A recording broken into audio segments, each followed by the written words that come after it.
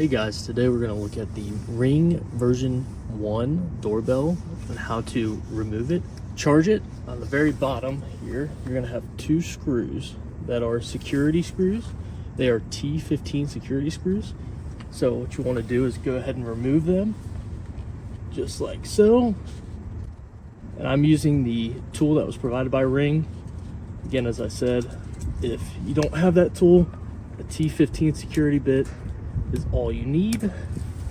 So after you remove the screws, if you pinch the bottom and pull towards yourself, you should be able to remove the actual device by itself. If we look at the back of the device here, you can see that there's an option to run it to power all the time, which we do not have. So then you'll see a micro USB slot, which is for the charging. So they also provide you with a charger.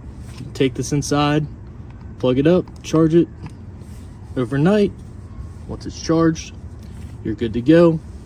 After that, you'll bring it back out to install it. At the very top here, you'll see a little ledge that will also coincide with this ledge inside of the Ring device.